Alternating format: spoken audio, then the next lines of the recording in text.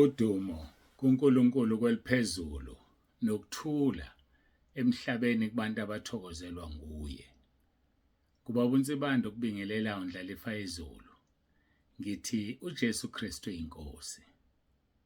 Siyambonga-ke kakhulu uNkulunkulu wethu, siyamdumisa ngokuthi asiphe usuku olufana nalolu siphinde sikwazi ukuhlangana.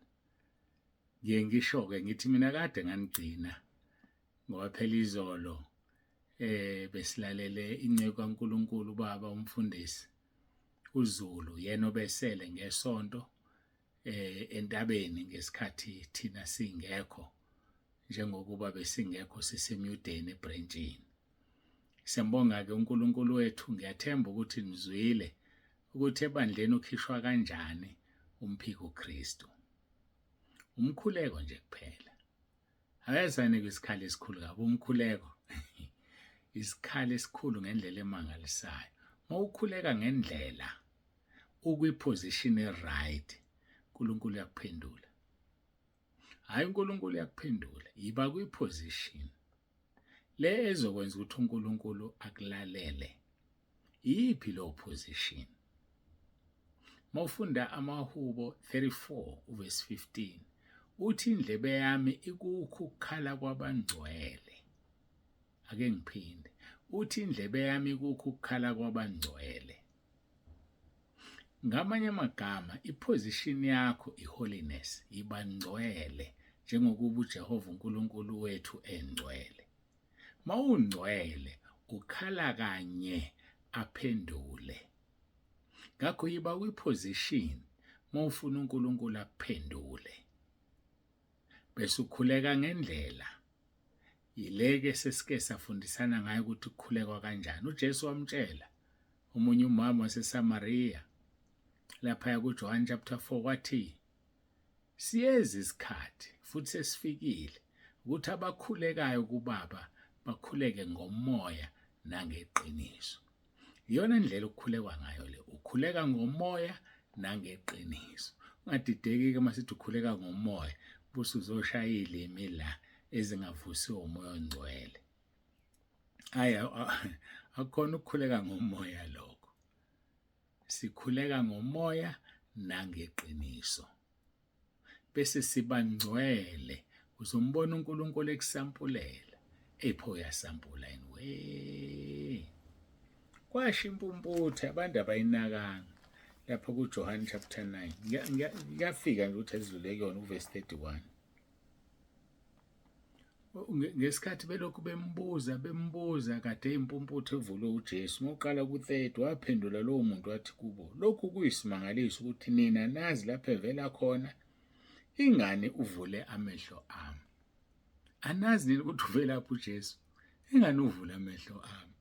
Uthi-ke verse 31, siyazi ukuthi uNkulunkulu akazizwa izoni. Kodwa uma umuntu emesaba uNkulunkulu ayenze intando yakhe, uyamuzwa lo. Uma umuntu emesaba uNkulunkulu enze intando yakhe, uyamuzwa lo. So umuntu ongcwele, umuntu osaba uNkulunkulu. Umuntu ongcwele, umuntu owenza intando kaNkulunkulu. Mina ngikuhlanganisile nje ngathi ibangcwele njengoba yena engcwele ngoba usho njalo kumaHubo 34 verse 15. Uthi indlebe yakhe ikukho ukukhala kwabangcwele. Ithi-ke impumputhe, ingani siyazi ukuthi uNkulunkulu akazizwa izoni. Kodwa uma umuntu emesaba enza intando yakhe, uyamuzwa lo. Hayi, ake siqhubeke nezwi la namhlanje. Bengidlula nje lapho. Abantu abaningi bayakhala, imikhuleko yabo ayiphendulwa. Beza kimi bafuna ngibakhulekise. Akuyona inkinga ukukukhulekisa. Kodwa susudonga phela. Susizono kuphela. Vuma izono zakho. Nowami umkhuleko awusebenzi kumuntu ongalidilizile udonga. Bayathanda abantu izinto zikaNkulunkulu kodwa yena abamfuni. Lapha ekhaya kwakho khuleka baseRoma 10 verse 9 zonke izinsuku mawulala. Nomndeni wakho uma usemagunyeni okuhlanganisa, uma ungumzali. Uyokusiza kanjani uNkulunkulu uhlezi nabantu abangamfuni? Kodwa-ke hambe uyokhuleka ekamelweni-ke mawukuthi akufuneka ukhuleke. Uqale ngabaseRoma 10 verse 9. Usho emva kwami, usho kwi-voice note yami. Mose uqedile ulalele lo mkhuleko olandelayo. Mose uqedile bese uyazikhulekela-ke nawe ngendlela yakho. Amakhaya amaningi ekhaya lezwi enza lokho. Nathi la kwaNsibande senze njalo. Masiqala nje siguqa ntambama ngo7. Ngiyaqala ngisho uRoma 10 verse 9. Umama, abantwana, abazukulu bese beyangilandela. Masiqeda lapho sesiyakhuleka-ke lona loyo umkhuleko wakhe. Uyayibona leyo nto. Angivimbi imkhuleko yenu, kodwa khona lento uNkulunkulu ayibekile kwi-voice yami okungukuthi uma kusho mina abaseRoma 10 verse 9 ngilandele yisho emva kwami nawe uzombona uNkulunkulu esebenza. Hlusha amaphupho amabi ulalo ungathandazeli uRoma 10 verse 9. Amadimoni azenzela nje lapha ekhaya awufuni ukuthandaza uRoma 10 verse 9. Ngake nganithumelela umbono womzalwane ngicela uletha ngo2022 noma 2021 ewuletha evezela ukuthi uma ilale ethandaza uRoma 10 verse 9 kwenzakalani. Kune-umbrella enkulu emboza ikhaya. Angazi uma nifuna ngiphinde nginifakele futhi lo mbono. Uma ukhuleka uRoma 10 verse 9 uprotect ikhaya lakho. Uma ukhuleka uRoma 10 verse 9 ashayeka amadimoni, kushayeka izifo, kushayeka yonke into emelene noNkulunkulu. Angiphathi mawusuthi uJesu Kristu uyinkosi, inkembe ongakaze uyibone leyo. Ebukhali ngaphezulu enkembe eyisikadlangothi zombili. Mntaka baba, uNkulunkulu uyakuthanda. Mntaka baba, sithandiwe ezulwini. Sanikwa izikhali zethu ekhaya lezwi. Bayakhala-ke omphiko uKristu ngoba lezi zikhali ziyabalimaza.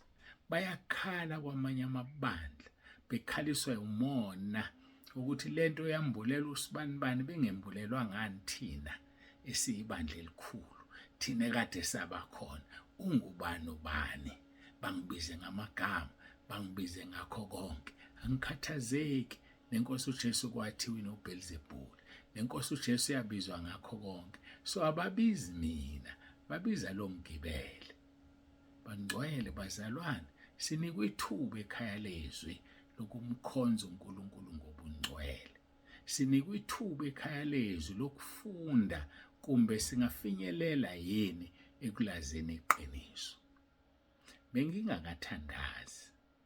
Angikhohliwe yilokho. Asiguqe nabathanda ukukhothamela uNkulunkulu kaAbraham, uNkulunkulu kaIsaka, uNkulunkulu kaJakobe, uNkulunkulu odala izulu nomhlaba, uJehova Sebawuthi. Abangafuni ukumguqela balungile nabo. Ngeke sisho lutho. Uyobona eseqoqa uNkulunkulu ngosuku lokugcina. Kodwa thina esifundisiwe uJesu uqobo lwakhe wayiguqa ngaso sonke isikhathi mayekhuluma noyise. Yini thina singamhloniphi uyise? Yini singamhloniphi uJesu? Yini singaguqi? Usaba abantu? Wayiguqa wedwa ebandleni lakho. Yiwa ngamadolo uguqe. Kulungile. Mawukuthi baxosha, baxoshela ukuthi uguqile. Waguqela inkosi yamakhosi. uJesu Kristu inkosi. Asikhuleke.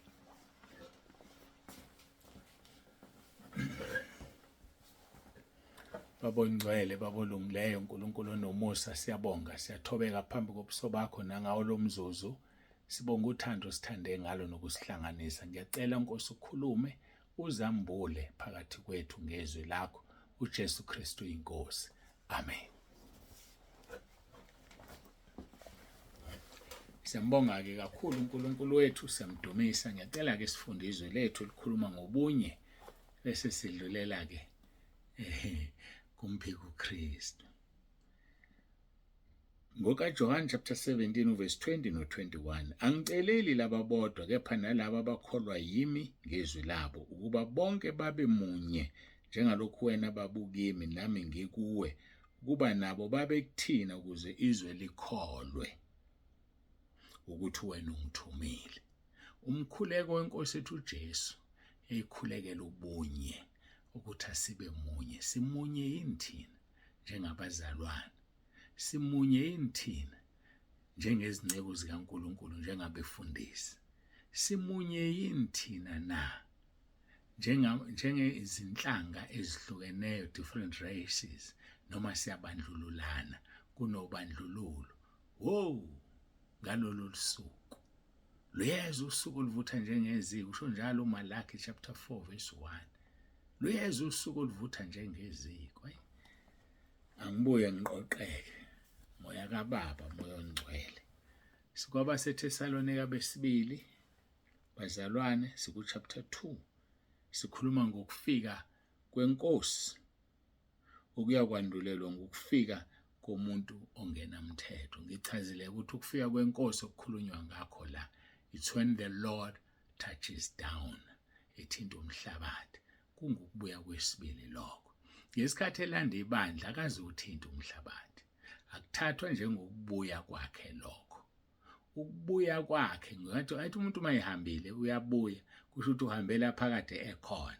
So wayekhona, wazalelwa la, so wahamba. Ukubuya kwakhe-ke i-second coming, lesikhathi ezothi touchdown. Uyazi ukuthi ufikela kuphi mhla ithi ebuya enyathela phansi?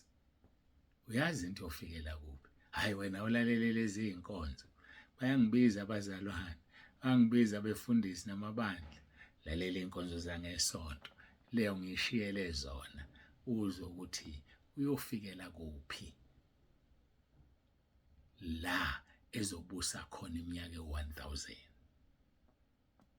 Asifunde abaseThesalonika besibili, sokugijima manje siqale kuverse 1 sijahe kuverse 5 manje, ngoba uverse 1 to 4 sesikhulumile ngaye, kodwa siyakhumbuzana nje. Kepha siyanxusa bazalwane mayelana nokufika kwenkosi yethu uJesu Kristu nokubuthanela kwethu kuyo, ukuba ningasheshi ninyakaziswe engqondweni yenu, ningethuswa noma ngomoya noma ngezwi noma ngencwadi ngokungathi vela kithi, sengathi usuku lukaKristu selufikile. Makungabikho umuntu onikhohlisayo nangayiphi indlela, ngokuba lukufika kungaveli kuqala ukuhlubuka kwambulo umuntu ongenamthetho, indodana yokulahlwa. Verse 4, omelana nakho konke nozikhukhumeza phezu kwakho konke okuthiwa uNkulunkulu noma into ekhonzwayo, azazihlalise ethempelini likaNkulunkulu ezishaya uNkulunkulu. Ngesikhathi ezikhukhumeza ezihlalise ethempelini likaNkulunkulu, uhlakaza ibandla. Mhlawumbe usuyangibona nawe uhlakaza ibandla lakho. Ake sizwaneni labazalwane. uNkulunkulu wethu uma ekunika akakunikeza khona, akamnika omunye umuntu. Uma ekunika ethi sungula ibandla, lelo bandla lisungulwe uwe, wakunika izikhali nezokusebenza, amathuluzi okusebenza, ngeke wanika omunye umuntu. Uma kufika la ekulanda khona, kuvuka impisi, kuvuka amadoda ngaphakathi awudukisa umhlambi, bese athola ithuba umphika uKristu okuqhoqhobala isikhundla salo sethathwe inkosi obebiziwe. Angazi uma uyangizwa yini. Uma ehambile umholi, akekho ozongena ezicathulweni zakhe. Angazama nje kodwa ngeke, ngoba kuzongena impisi, noma ngabe yena kayena impisi nomphika uKristu zizongena ziwudunga umhlambi. Akazukwazi ukubamba ngoba vela akayinikwanga leyo nkonzo. Leyo nkonzo inikwe umholi osehambile. So zizoqala nje izinto zibhede. Phela ngihlala ngisho nje ngithi kungenjalo, angithi ngabe bakhona baseKorinte, ngabe bakhona base-Efesu, awu ngaba khona amaGalathiya amahle, awu ngaba khona. Mina ngisho lawaya, angisho lawo esinawo la eSouth Africa amaGalathiya, cha, ngisho la amaGalathiya ehola umpostoli uPawuli. Usho njalo kwizonzo 20 verse 28, 29, 30, uthi sengiyamuka ziqapheleni nina nomhlambi moyongcwele nibeke kuwona, ngoba emva kwami kuzongena impisi isigqokisa kwezimvu, kuzovuka amadoda ahunga ukudukisa umhlanga. Kunjalo nje akusoze futhi kushintshe. Aphi lamabandla aqala kaPhawuli? Awasekho. So uma umholi ehamba kuzoba neshift, kuzoshintsha kancane kancane. Khona elinye nje angizoliphatha ngegama, uyalazi nawe. Mhlawumbe it's hardly only few years walishaya usathane lahlakazeka. Lihlakazekile manje seliqembuke kaningi. Why? Okwakunikwe umholi uhambe nakho. Hayi angizwa. Okwakunika umholi uhambe nakho. Bazozama ukungena ecathulweni zakhe ngeke bafithe ngoba bakunikiwe. Into kufanele bayenze bona ukuthandaza. Bathi Nkosi uvuse bani njengoba usuthatha usibani bani. Ubani umvusile. Sihambe siyoba oHure kuye noAaron. Ngoba uMose ngesikhathi ephakamisa izandla zakhe impi yayilwa. Zithi uma ezehlise sekhathele inqotshwe abakwa-Israyeli. So oHure noAaron basebemsekela baphakamisa izingalo zakhe. Ngoba kwakufanele kuphakame izingalo zakhe. Mase ziphakamile izingalo zakhe iwine. So wena zibuze Nkosi, kuphi la kufanele siyosekela khona umsebenzi wakho? Uvuse bani? Uzokuphendula uNkulunkulu. Uhamba uye khona. Hayi azokuphendula uNkulunkulu. Musuzama ukuvusa inqola esifile. Siyamthanda uNkulunkulu wethu, sikhonza uNkulunkulu ovusayo. Hayi uyavusa. Kwasho uJohane uMbhaphatisi wathi inzalo ezinyoka etshela abaFarisi, inzalo ezinyoka nitshele ubani ukuthi nibalekele ulaka oluzayo na? Vezani ithele ifanele ukuphenduka. Wathi hawu, kambe niyazikhohlisa nithi nina, kambe nithi nina inzalo kaAbraham. Ngifuna ukunitshela ukuthi uNkulunkulu angamvusela uAbraham abantwana kulawa amatshe. Sikhonza uNkulunkulu ovusayo. Wohlala uzibuza-ke uma ubona izinto zingasahambi kahle, Nkosi uvuse bani? Uzokutshela futhi ukuthi uvuse bani. Naye mase sifika isikhathi sakhe wamthatha, uzovusa omunye futhi. Hayi sikhonza ovusayo. Mase kunikile into kunika anganiki umuntu omunye, eyakho nje wedwa yokuthi wenze umsebenzi wakhe. Thembeka-ke emsebenzini onikeziwe. Hawu isikhathi sesinje angikakayi kumpheka uKristu, kodwa ngiyile ngoba ngithintile le ndaba. Okay, sitheke uyazikhukhumeza azihlalise ethempelini likaNkulunkulu besilapho vele ezishaya uNkulunkulu. Baningi abangena ezikhundleni zabantu ababizwe uNkulunkulu wabakhetha bethi bafuna ukuqhuba umkhumbi kanti uzobahlula. Hayi uzokuhlula umkhumbi. Abanye baqembuke emabandleni bethi bafuna ukwakha ibandla elifana nalelo. Cha. Yakha ibandla mayishila uNkulunkulu. Mayingashonga uNkulunkulu, you dare not. Ungaqali nje, ungaqali. Ngoba uzozenza inhlekisa kubantu, uzenza inhlekisa emademonini, uzenza inhlekisa kuSathane. Ungaqali nje. Yenza umsebenzi kaNkulunkulu ngoba ulizwele ubizo. Yenza umsebenzi kaNkulunkulu ngoba ubiziwe bese ungadlali. Ngoba uqale kusiwe umuntu ogodla inkemba yakhe egazini. Uqale kusiwe lo muntu, ngakho ungadlali ngomsebenzi kaNkulunkulu. Bengithi ngizoya-ke kuverse 5. Kuyacaca ukuthi angisayanga. Sengihlalela kuverse 4. Ukuthi laba abantu laba bavele bathatha izikhundla bazikhukhumeze benze konke abangakwenza. Bazidalela isihogo esinzima kabi. Bazidalela isiqalekiso esinzima kabi. Ungaduki. uNkulunkulu akahlekwa. Lokho okuhlwanyelayo uzokuvuna. Hayi uzokuvuna baba lokho okuhlwanyelayo. Uzokuvuna ngendlela emangalisayo. Bekuyoba kuhle. Uhlwanyele kumoya. Khona uzovuna ukuphila okuphakade. Ngoba uma uhlwanyelela inyama uzovuna ukubhubha okungunaphakade. Hayi asigoqe sikhuleke. Ngiyambonga uNkulunkulu ngivele nginikhumbule phakathi nesonto. Jesu Kristu inkosi, asithandaze.